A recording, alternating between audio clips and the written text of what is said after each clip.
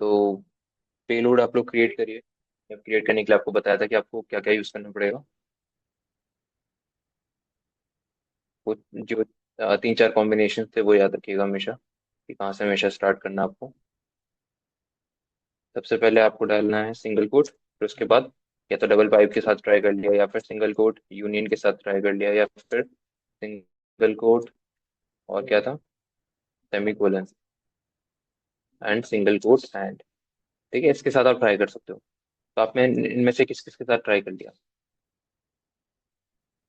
आपने जैसे पहले वाला कॉपी करा है,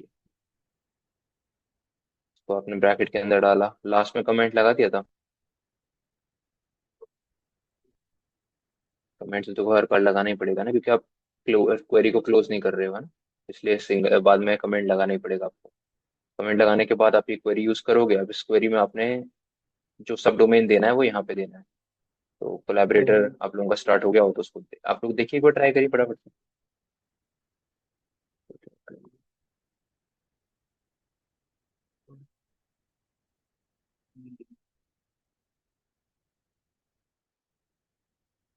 अच्छा।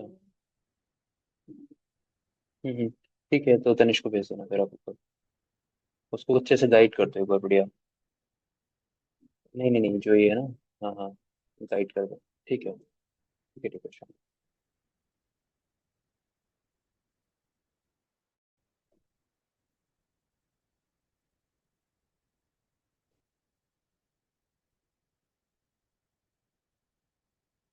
हुआ। कुछ ना कुछ गलती कर रहे होगे, कमेंट नहीं करा होगा आपने।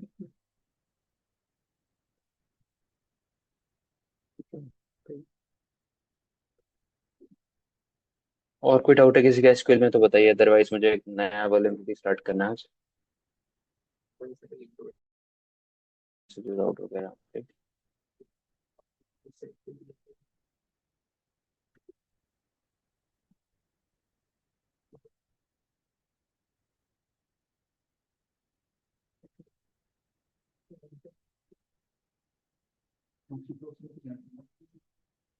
हाँ, डालो पूरा डिटेल्स। क्लिक करो उसको, ऑप्शंस आएगा उसमें। ऑप्शंस पे गए। ऑप्शंस पे जाके सबसे ऊपर प्रॉक्सी आ रहा होगा, उस पे जाओ, ऐड करो। नाम डाल दो कुछ भी, बब या बब सूट कुछ भी डाल दो। फिर होस्ट के अंदर 127.0.0.1।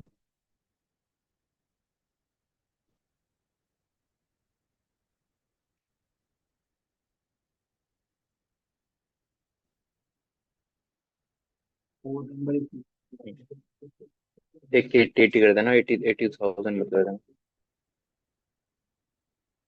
80,000 ना हो जाए, 8080 करा ना। पोर्ट। बस उसको सेव कर दो।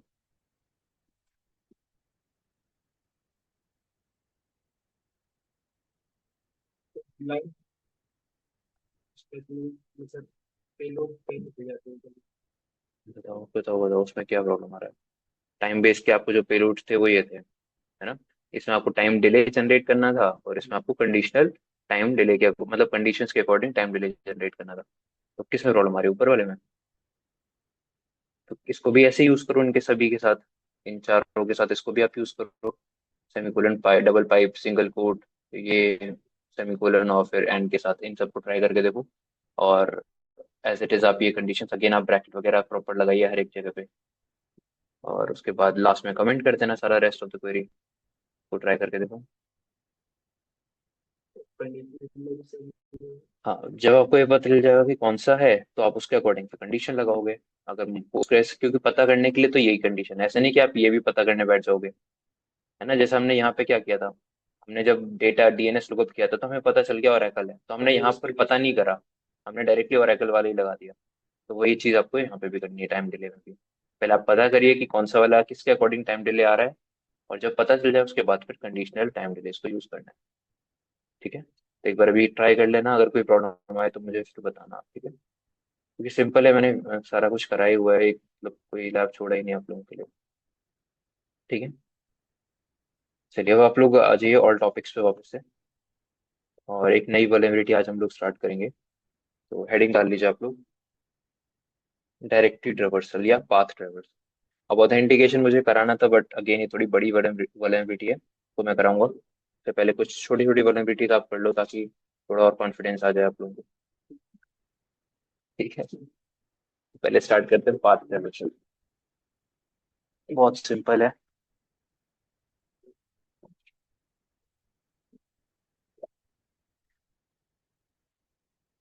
डायरेक्टेड रिवर्सल वल्नरेबिलिटी बताई थी आप लोगों को, क्या होता है?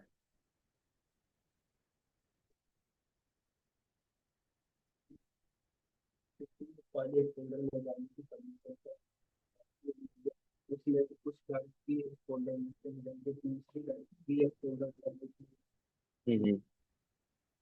हम्म, ठीक है। कैसे पता करोगे आप ये कि डायरेक्टेड रिवर्सल हो रहा है या नहीं हो रहा है?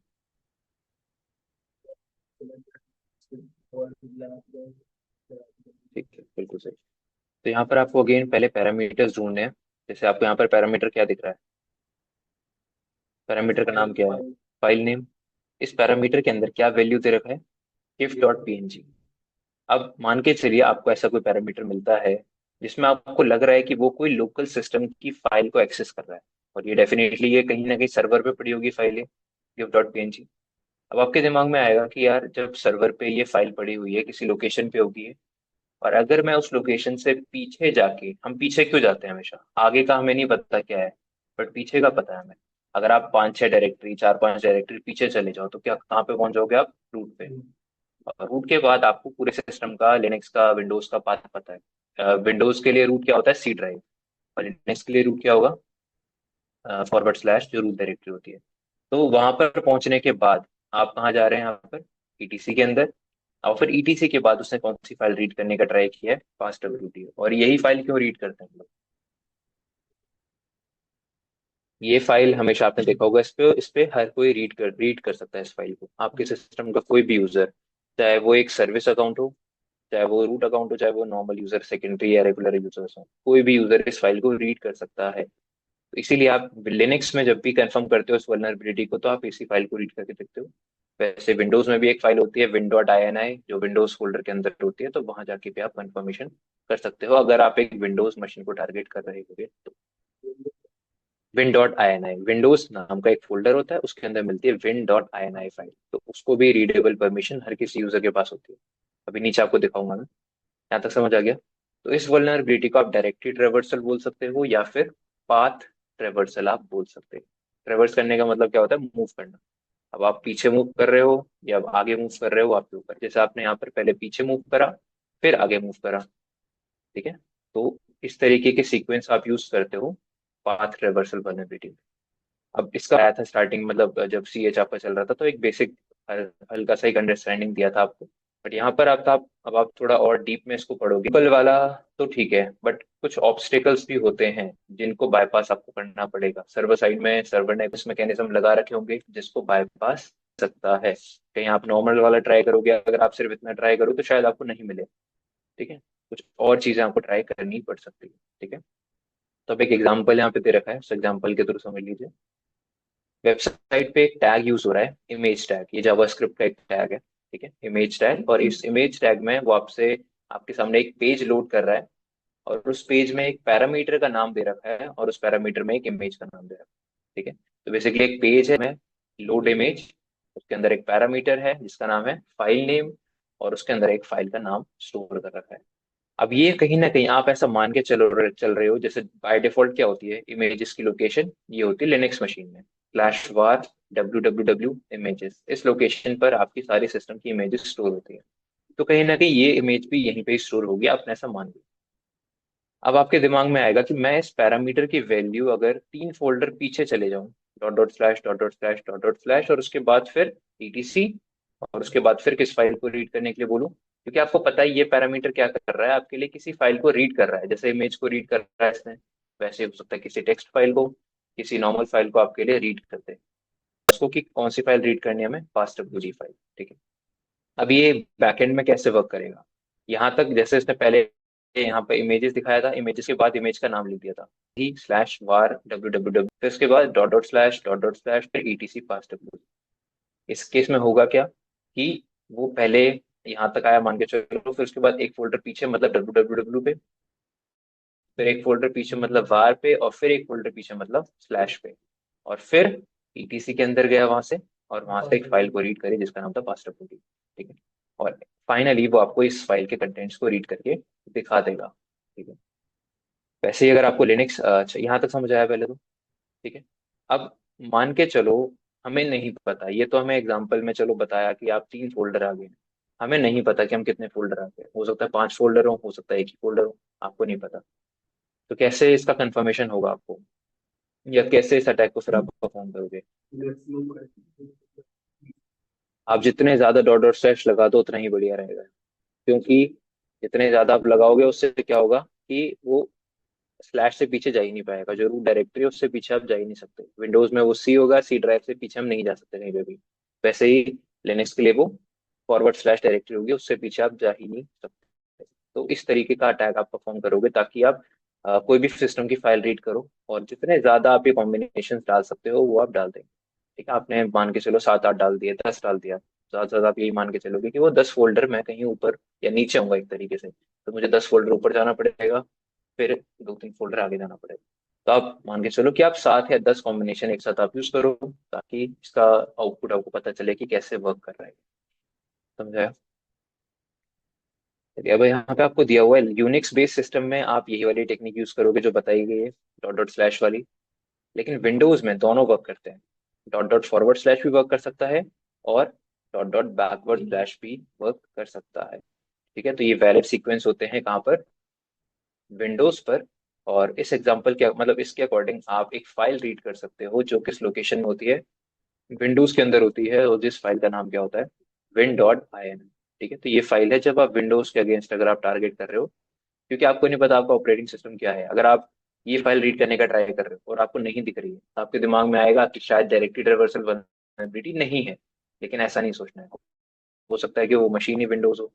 तो आप क्या करोगे उसके अगेंस्ट में इस तरीके के सीक्वेंस को ट्राई करके देखो। ठीक है, क्योंकि सर्वर आपको नहीं पता क्या है, और यहाँ पर आप ये सर्वर साइड वल्नरेबिलिटीज को टारगेट कर रहे हो। सर्वर साइड वल्नरेबिलिटीज मतलब कि हम सर्वर की फाइल्स को एक्सेस कर रहे हैं जो सर्वर पे स्टोर्ड है। ये जो पासडब्ल्यूडी फाइल थी ये किसकी फाइल है? उस लिनक्स सर्वर की। वैसे ही अगर आप win.ini फाइल चेक करोगे, जो इनिशियलाइजेशन फाइल होती है विंडोज की, वो कहाँ मिलेगी आपको? सिर्फ विंडोज में ही मिलेगी। ठीक है, समझ आया? चलिए, एक सिंपल सा एग्जांपल दिया हुआ है, इसको आप एक बार ओपन कर लीजिए, और इसके थ्रू एक बार समझते हैं कैसे इसको आइडेंटिफाई किया जाता है।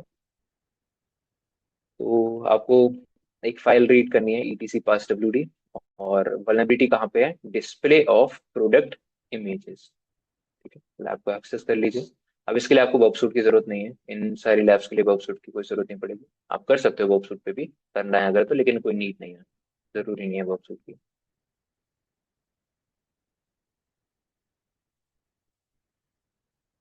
ये वेबसाइट आपके सामने ओपन होकर आई है। अब इस वेबसाइट में आपको पहले तो पैरामीटर ढूंढना पड़ेगा।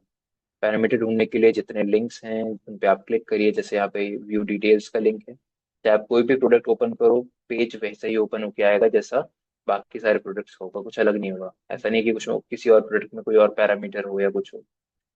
जैसे यहाँ पे आपको एक पैरामीटर दिख रहा है, पैरामीटर का नाम क्या है? Product ID. किसी भी इमेज को ओपन करो, किसी भी प्रोडक्ट को ओपन करो, यहाँ पे आपको दिख रहा है प्रोडक्ट आईडी। राइट। अब प्रोडक्ट आईडी के आगे वैल्यू क्या डाला हुआ है? 1। ठीक है। अब हमारे दिमाग में आएगा कि हम यहाँ पर इसको ट्राई कर सकते हैं, हो सकता है कि ये पैरामीटर वल्नरेबल हो। लेकिन अगर आप ध्यान से सोचो, ये पैरामीटर डायरेक्टली ट्रेवर्सल से वल्नरेबल नहीं हो सकता, अगर आप थोड़ा ध्यान से सोचो। क्योंकि ऐसा नहीं है कि उस सर्वर पे वन नाम का कोई फाइल पड़ा होगा जिस फाइल के अंदर से वो प्रोडक्ट्स की इन्फॉर्मेशन उठा के आपको दे रहा है, बल्कि ये पैरामीटर किससे वल्नरेबल हो सकता है? एसक्यूएल इंजेक्शन से। क्योंकि ये वन आईडी, जिस जिस प्रोडक्ट की आईडी 1 है, वो डेटाबेस में जरूर हो सकता है, और उस डेटाबेस से उसका इमेज, डिस्क्रिप्शन और जो भी कंटेंट है वो फेच करके आपको दे रहा हो। तो इस पैरामीटर के वल्नरेबल होने के ज्यादा चांसेस किससे हैं? ऐसा आप ट्राई तो देखो सभी से कर सकते हो, बट हाँ ज्यादा चांसेस है एसक्यूएल इंजेक्शन के वल्नरेबिलिटी, है ना? क्योंकि ये ऐसा हम लोग जब भी डायरेक्टरी ट्रेवर्सल टारगेट करेंगे तो ऐसे पैरामीटर कुछ करेंगे जो सिस्टम की कोई फाइल हमें ओपन करके दे रहा हो, और ये हमें पता चल रहा है कि ये एक प्रोडक्ट आईडी के अकॉर्डिंग हमें, अगर मैं प्रोडक्ट आईडी को चेंज कर दूं, जैसे मैंने 5 कर दिया, तो हो सकता है कोई और प्रोडक्ट मेरे सामने आ जाए जिसका आईडी क्या है? 5, है ना? और ये डेफिनेटली ये सारा डेटा कहाँ पे पड़ा होगा? डेटाबेस में होगा। ठीक है। तो ये पैरामीटर आप ट्राई कर लो, बट अगेन ये वल्नरेबल हो नहीं सकता है डायरेक्टली रिवर्सल से। बट अगर ट्राई करना ही है तो आप यहाँ पर रिप्लेस कर दो इसको। ठीक है, 9 मैंने लिख दिया फॉर एग्जांपल, और उसके बाद आप लिख दीजिए वही ETC फास्ट ट्रैक। ये कॉपी कर लेते हैं। ठीक है, इसको अब एंटर करके देखिए आप, तो आपको क्या बताएगा, एरर देगा इनवैलिड प्रोडक्ट आईडी। तो हमें पता चल गया कि हाँ ये वाला पैरामीटर सिर्फ प्रोडक्ट आईडी ही मांग रहा है और कुछ नहीं मांग रहा है। तो कोई और पैरामीटर आपको टेस्ट करना पड़ेगा। अब यहाँ पर आपको एक इमेज दिख रही है, इमेज, राइट क्लिक करोगे अगर आप, और आपके पास ऑप्शन आता है open image in new tab. आप ओपन करिए, देखिए कि क्या इमेज जब मैं ओपन कर रहा हूँ तो कोई पैरामीटर यहाँ पर है। तो आपको एक पैरामीटर यहाँ पर दिखेगा फाइल नेम नाम से, और उसके आगे एक इमेज का नाम दे रखा है, और हम ये अज्यूम कर सकते हैं कि हाँ ये फाइल डेफिनेटली कहाँ पर हो सकती है अवेलेबल, आपके सोर्स कोड मतलब क्या बोलते हैं सर्वर पे ये फाइल हो सकती है कहीं ना कहीं, जिसका नाम क्या है 23.jpg। अब देखो ये जो डेटाबेसेस वगैरह होते हैं ना, वो आपके दो ही डेटा टाइप स्टोर कर सकते हैं, एक तो इंटीजर और वैर, कोई इमेजेस और ये सब, म्यूजिक और ये सब स्टोर नहीं करते हैं। वो इसकी उसका कोड स्टोर करके रखते हैं अपने पास। तो जैसा आपने कोड देखा था ना, IMG टैग वाला, load image, file name, file का नाम, वैसा जो टैग होता है ना इमेज टैग इस तरीके का, ये इस तरीके का टैग ये लोग स्टोर करके रख सकते हैं अपने पास, ताकि को पता हो कि किस इमेज को यूज करना है। अब ये इमेज कहाँ पे पड़ी होगी, सर्वर पे।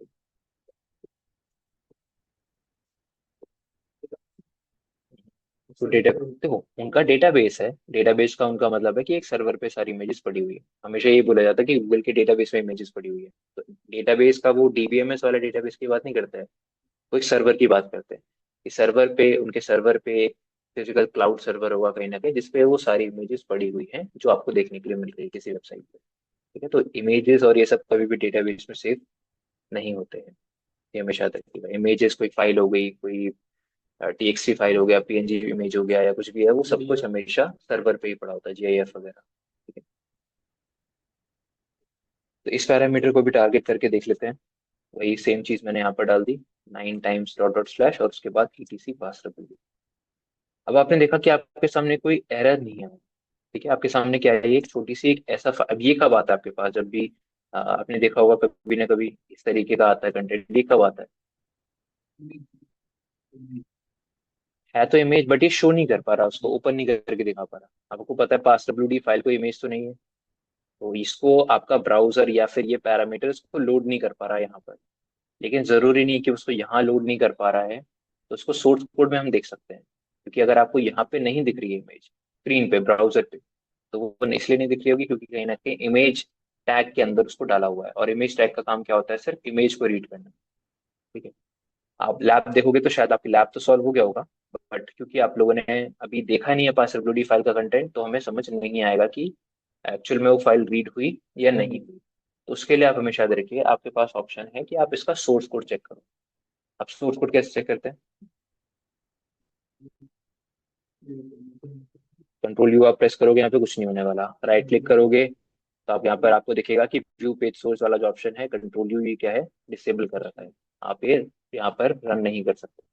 तो इसके अलावा कोई और तरीका सोर्स कोड देखने का,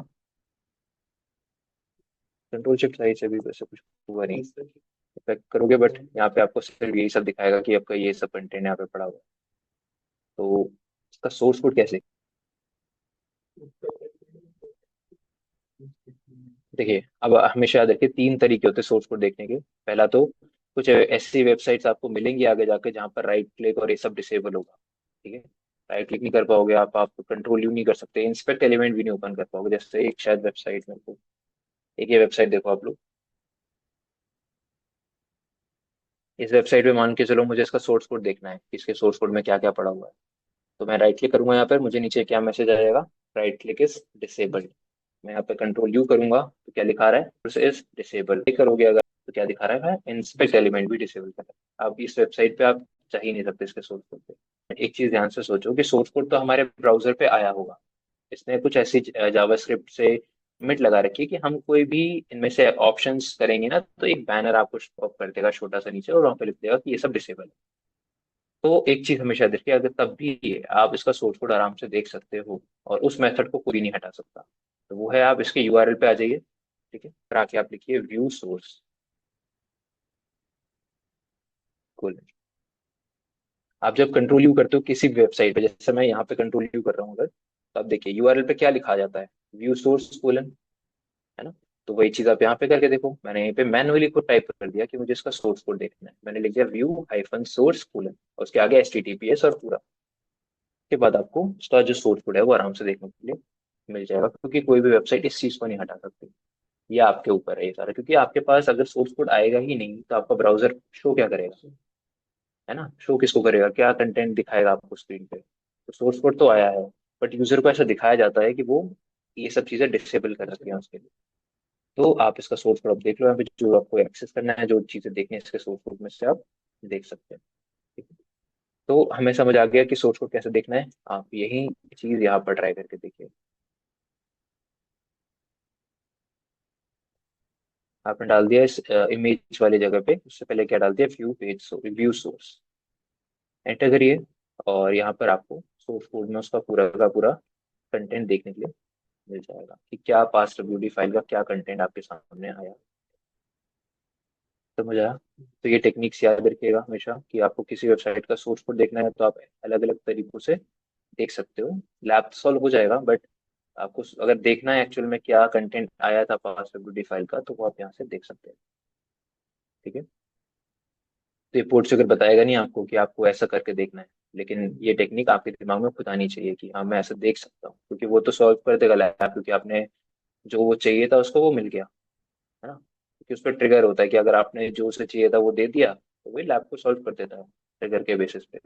लेकिन अगर आपको एक्चुअल में देखना है कंटेंट क्या है, तो आप ऐसे देख सकते हैं। समझ आ गया इसको? चलिए, अभी हम लोगों ने बहुत सिंपल केस देखा जहाँ पे कोई भी रेस्ट्रिक्शंस नहीं लगी हुई थी, किसी भी चीज को हमें बाईपास नहीं करना था। बट अब हम लोग कुछ कॉमन ऑब्स्टेकल्स को बाईपास करने का तरीका समझेंगे यहाँ पे। तो सबसे पहला तरीका है, यहाँ पर इस लैब का नाम पढ़िए क्या लिखा हुआ है, file path traversal, traversal sequences blocked with absolute path bypass. अब इस केस में बोल रखा है कुछ ऐसे पैरामीटर्स हो सकते हैं जो पैरामीटर्स रिलेटिव पाथ को नहीं कंसिडर करते हैं। आप जो भी दे रहे थे डॉट डॉट स्लैश वाला जो कॉन्सेप्ट था, वो किसके अंदर आता है, जो आप अभी दे रहे थे डॉट डॉट स्लैश इस तरीके से, ये किसके अंदर आता है, रिलेटिव पाथ। ये किस तरीके का पाथ होता है, रिलेटिव पाथ। और रिलेटिव पाथ को आप बाईपास कैसे कर सकते हो, एब्सोल्यूट पाथ देके। एब्सोल्यूट पाथ क्या होता है, जो हमेशा कहाँ से स्टार्ट होता है, फॉरवर्ड स्लैश से, डायरेक्टरी से स्टार्ट होता है। वो पाथ जो एब्सोल्यूट पाथ कहलाता है, उसको उसको कैसे आइडेंटिफाई करते हैं, किससे स्टार्ट हो रहा होगा, वो हमेशा रूट डायरेक्टरी से। और जो रिलेटिव पाथ होता है, रिलेटिव पाथ को रिलेटिव पाथ क्यों बोला जाता है, क्योंकि वो रिलेशन रखता है हमारे करंट डायरेक्टरी से। हम लोग यही तो बता रहे हैं कि हम जहाँ पर हैं वहां से एक फोल्डर, दो फोल्डर, तीन, ऐसे करके पांच छह फोल्डर ऊपर जाना है, और फिर ETC फोल्डर को एक्सेस करना है, और उसके अंदर फास्ट डब्ल्यूडी फाइल को ओपन करना है। लेकिन इस वाले में क्या है, हम लोगों ने डायरेक्टली बता दिया कि आपको कहीं पे भी हो आप पूरे सिस्टम पे, हम लोगों को ETC के अंदर जाना है और फिर फास्ट डब्ल्यूडी के अंदर जाना है। तो कुछ जगहों पर रिलेटिव वाला कॉन्सेप्ट वर्क करता है, और कुछ पैरामीटर्स ऐसे भी हो सकते हैं जहाँ पर एब्सोल्यूट पाथ का जो कॉन्सेप्ट है वो वर्क करे। तो यहाँ पर आपको वही बताया हुआ है कि आपका ट्रेवर्सल सीक्वेंसेस को यहाँ पे क्या किया होगा, ब्लॉक किया गया होगा। और उसको बाईपास कैसे कर सकते हो, एब्सोल्यूट पाथ को प्रोवाइड करके। मतलब आप डॉट डॉट स्लैश देने का ट्राई करोगे तो कुछ नहीं आएगा आपके पास, क्योंकि उन सीक्वेंसेस को ब्लॉक किया गया है। बट स्टिल ये जो पैरामीटर है, हो सकता है कि इस पैरामीटर पे एब्सोल्यूट पाथ भी वर्क कर जाए, और अगर हम एब्सोल्यूट पाथ देंगे इसको, तो चांसेस हैं कि आप अभी भी एक्सेस कर सकते हो उस फाइल को, उस कंटेंट को। ठीक है, समझ आ गया, क्लियर हो? चलिए, तो ये वाला खुद ट्राई कर लोगे आप लोग। ठीक है, इसमें कुछ नहीं है, आपको बस क्या देना है, एब्सोल्यूट पाथ देना है, और इसी भी ऐसी भी कोई फाइल दी होगी आपको, उसको रीड करना है। आप ट्राई करोगे डायरेक्टली लिखने का, मतलब आप डॉट डॉट स्लैश देने का ट्राई करोगे तो वो वर्क नहीं करेगा। बट जब आप इस तरीके से दोगे उसको, तो वर्क कर जाएगा। ठीक है, तो उसको ट्राई करके देख लीजिए, कोई प्रॉब्लम आएगा तो बता दें। अब अगला तरीका समझ लो, अगला तरीका का नाम क्या लिखा हुआ है, file path traversal, traversal sequences stripped non recursively. अब इस कॉन्सेप्ट का मतलब क्या होता है, स्ट्रिप्ड का मतलब क्या होता है, स्ट्रिप करने का मतलब, स्ट्रिप करने का मतलब हटा देना, रिमूव कर देना उसको।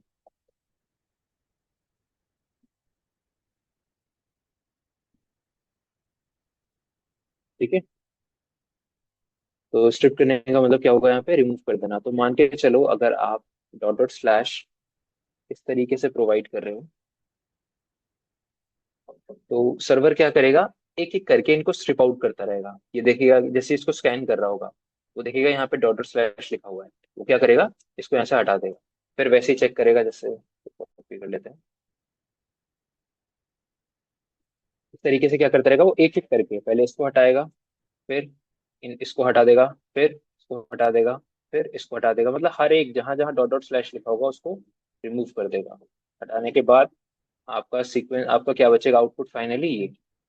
इस तरीके से आप इसको ओपन हेडर फाइल को, तो सर्वर क्या कर रहा होता है, ये डॉट डॉट स्लैश के सीक्वेंसेस को चेक कर सकता है, स्ट्रिप आउट कर सकता है। और अगर आप चाहते हैं स्ट्रिप आउट करने से, मतलब देखना चाहते हैं कि शायद उसका कोई बस हो, तो आप क्या ट्राई कर सकते हो, नेस्टेड सीक्वेंस। नेस्टेड सीक्वेंस का मतलब क्या होता है, एक के अंदर एक।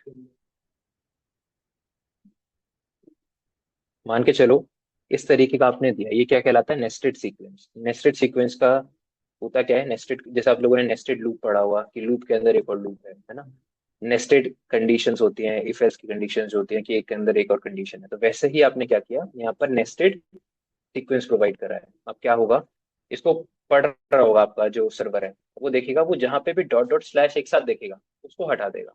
उसने देखा कि डॉट डॉट स्लैश यहाँ पर आ रहा है, इसको उसने क्या कर दिया, रिमूव कर दिया। फिर अगेन उसने देखा यहाँ पर डॉट डॉट स्लैश साथ में आ रहा है। ऐसा नहीं, ये हमेशा याद रखना, स्ट्रिप आउट का जो कंडीशंस होती है वो एक बार चेक करता है। अगर ऐसा कुछ लिखा हुआ है कि भाई दोबारा भी चेक करना है सीक्वेंस को, तो आप इसको भी ब्लॉक कर सकते हो।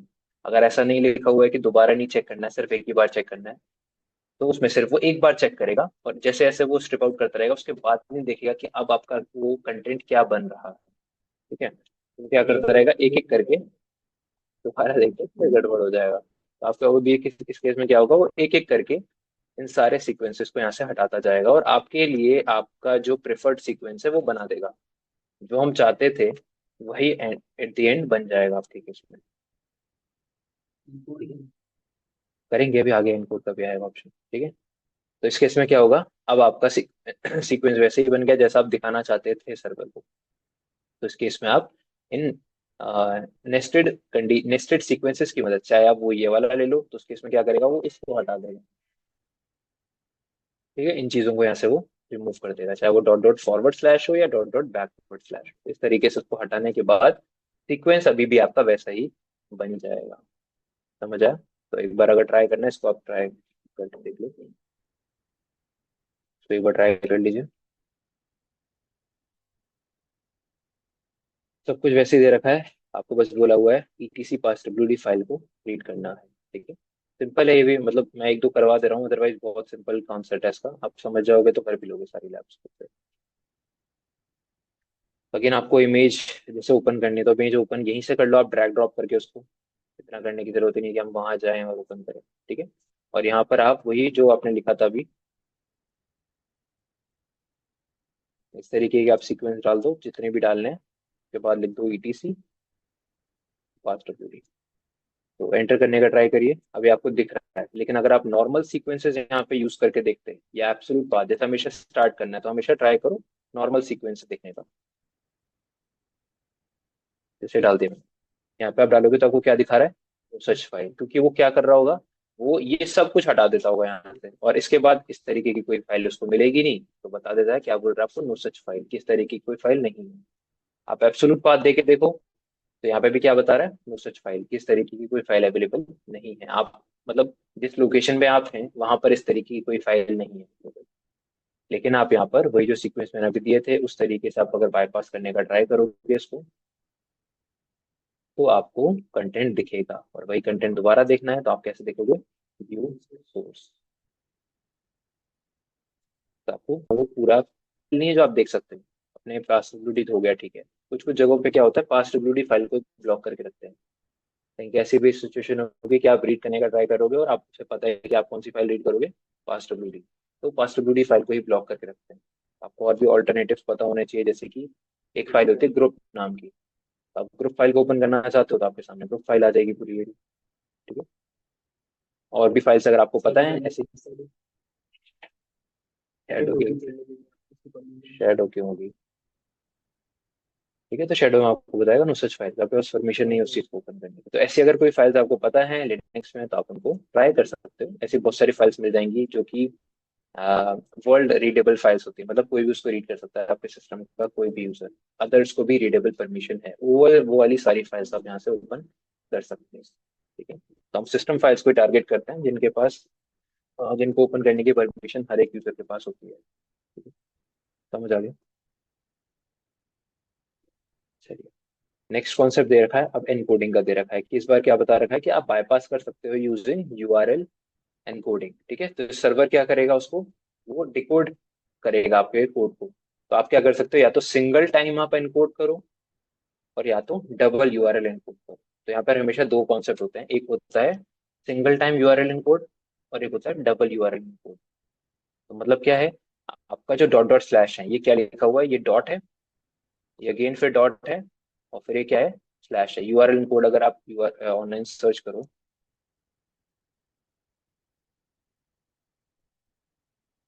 आप यहाँ पर जाके डाल दीजिए डॉट डॉट स्लैश, तो मुझे इनकोड करना है, इनकोड पे क्लिक करोगे तो वही आपको दे देगा। अब ये डिपेंड करता है कि ये, जैसे इसने डॉट डॉट को नहीं किया यहाँ पर, तो आप डॉट डॉट को भी इनकोड कराना चाहते हो तो उसको आप अलग से या प्रॉपरली आप किसी और वेबसाइट पे जाकर, तो जैसे आप वेबसाइट पे जाओगे, आपको अगर एक ही का देखना है तो आप उसको हटा के देख सकते हो डॉट डॉट स्लैश को कैसे इनकोड किया है उसने। आप कैसे इनकोड करोगे, इनकोड पे जाइए और लिख दीजिए यूआरएल, ताकि वो उसको इनकोड कर देगा। अब इसको दोबारा इनकोड करना है तो आपके पास दोबारा ऑप्शन है, लिख दीजिए नीचे आके इनकोड एज यूआरएल, तो आपको वो दोबारा इनकोड कर देगा उन्हीं कैरेक्टर्स को। तो इन वाले कैरेक्टर्स को जब आप डबल इनकोड करोगे तो क्या बन के आएगा, कुछ इस तरीके से आपको यहाँ पर दिखेगा। ठीक है, आप देख सकते हो शायद यहाँ पे भी आपको इसी ही तरीके से दिखेगा। कहाँ गया आपका, ये रहा। तो आपका लिखा हुआ है %2e, %2f, 25 2e और %25 2f। तो अलग अलग तरीकों से इसको क्या कर सकता है, एनकोड कर सकता है। तो सिंगल एनकोड करना है तो ये आपके पास तरीका हो गया, डबल एनकोड करना है तो आप ये कर सकते हैं। ठीक है, अब आपके पास ऑप्शन है कि आप दोनों ट्राई करके देखिए। मतलब कुछ एप्लीकेशंस क्या होती हैं कि वो एक बार डिकोड कर लेती है, मान के चलो आपने सिंगल टाइम एनकोड करके सर्वर की तरफ भेज दिया, आपने इस तरीके के सीक्वेंस भेजे किसकी तरफ, सर्वर की तरफ। अब सर्वर से, या तो सर्वर या सर्वर से पहले क्या लगी होती है, फायरवॉल्स लगी होती है। तो एप्लीकेशन फायरवॉल्स की बात करता हूँ, वो क्या करना जानती है, वो डिकोड करना जानती है। वो आपके कंटेंट को हो सकता है एक बार डिकोड कर दे, और डिकोड करते ही उसे पता चल जाएगा कि ये क्या लिखा हुआ है, डॉट डॉट स्लैश लिखा हुआ है। तो ये क्या कर देगा, उसको वहीं पे ब्लॉक कर देगा कि आप डॉट डॉट स्लैश जैसे कैरेक्टर्स को यूज नहीं कर सकते। तो उन सिचुएशंस में जहां पर फायरवॉल्स लगी होती है, उन सिचुएशंस में आप फिर कैसे ट्राई करोगे उसको, डबल एनकोड करोगे। अब डबल एनकोड से होगा क्या, फायरवॉल के पास पहुंचेगा, फायरवॉल कितनी बार डिकोड करेगा, एक ही बार। तो एक बार डिकोड करने के बाद समझेगा कि ये कंटेंट इस तरीके का कुछ लिखा रहा है, उसको अलाउ कर देगा, उसको नहीं पता कि ये क्या है। फायरवॉल ने क्या कर दिया, इसको अलाउ कर दिया।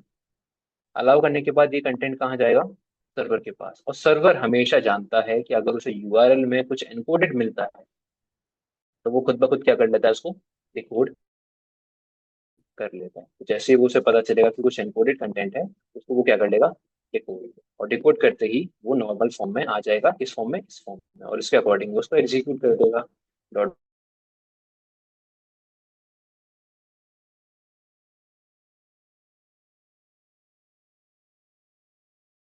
Dot slash dot. समझ आया, तो ये वाला सीक्वेंस एक बार आपको ट्राई करके पता करोगे कि वो वर्क कर रहा है या फिर नहीं कर रहा।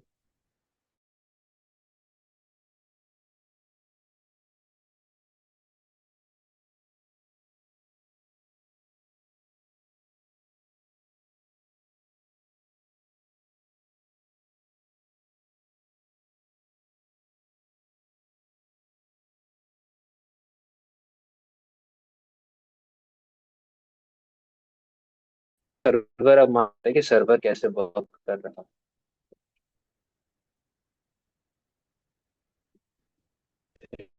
ठीक है, तो यहीं से नेक्स्ट क्लास से कंटिन्यू करेंगे। ठीक है।